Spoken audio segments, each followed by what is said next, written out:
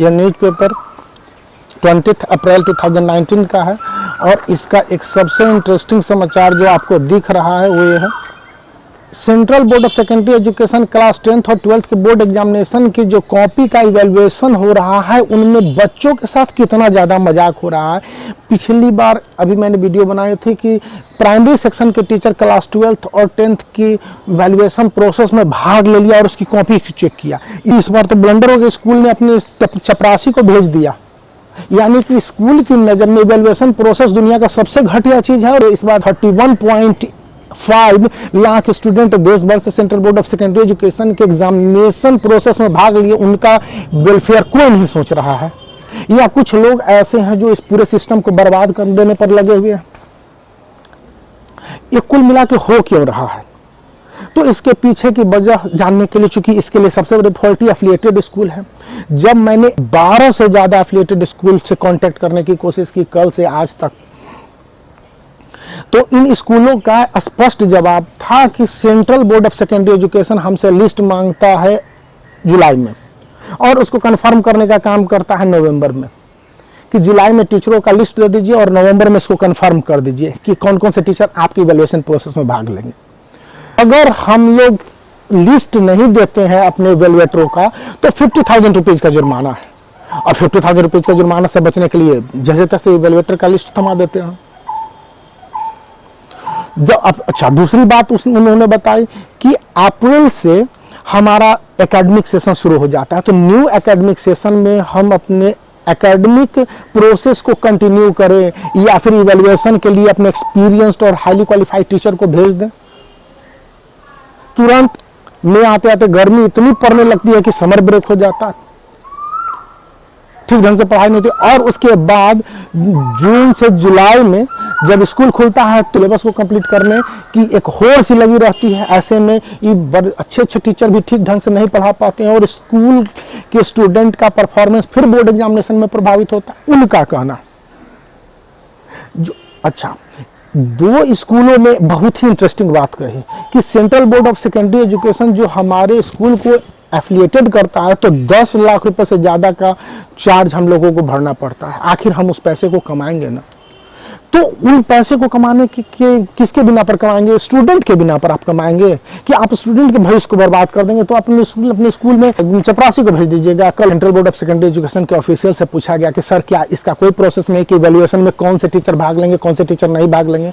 तो central board of secondary education के एक सीनियर ऑफिशियल ने बताया कि क्लास 12th के बोर्ड एग्जामिनेशन के कॉपी के इवैल्यूएशन के लिए एटलीस्ट 5 ईयर के एक्सपीरियंस्ड टीचर ही भाग ले सकते हैं, और क्लास 10th के कॉपी के इवैल्यूएशन में लगभग वही सिस्टम है। Central board of secondary education का जो इवैल्यूएशन प्रोसेस देश भर में चल रहा है ना, उसमें 35,000 इवैल्यूएटर नहीं भाग लिए। इसीलिए आप न्यूज़पेपर देख रहे होंगे, कहा गया कि अप्रैल के last central board of secondary education 2019 का रिजल्ट निकलेगा, फिर हुआ कि मई के फर्स्ट वीक में निकलेगा, फिर मई के सेकेंड वीक में निकलेगा, फिर मई के third week, first week of मई में निकलेगा। क्यों? क्योंकि इवैल्यूएशन का प्रोसेस ही कुछ लचर है, खास करके ईस्टर्न जोन में। और यह न्यूज़पेपर भेजने वाली एक लड़की है। मुद्दा यहाँ पर यह नहीं है, मुद्दा यहाँ पर यह है कि स्कूल अपना लाचारी दिखला रहे हैं। आखिर इस इवैल्यूएशन के प्रोसेस को दुरुस्त कैसे किया जाए? याद है 2018 में क्या हुआ था? 2018 का year central board of secondary education के लिए एक काला अध्याय, काला साल बताया जाएगा तो कोई दिक्कत नहीं। क्लास 12th के इकोनॉमिक्स का पेपर लीक हो गया था, फिर क्लास 10th के मैथ का पेपर लीक हो गया था, और पिछले साल क्लास 12 और 10th 2018 के रिजल्ट निकलने के बाद central board of secondary education को इतनी शर्मिंदगी झेलनी पड़ी थी। इवैल्यूएशन के दौरान रॉन्ग चेकिंग, इवैल्यूएशन में गड़बड़ी, मार्क्स टोटलिंग में गड़बड़ी के मतलब एक तरह से अंबार आ गया था और हर दिन न्यूज आ रहे थे। दिल्ली की एक लड़की थी जिसको क्लास 12th के इंग्लिश में 18 या 16 मार्क्स मिले थे, और जब रीइवैल्यूएशन है तो 80 मार्क्स मिले, मतलब कि 400% का इंक्रीजमेंट था। आप टाइम्स ऑफ इंडिया पर अभी भी आप जाके गूगल कर लीजिए, आपको मिल जाएगा।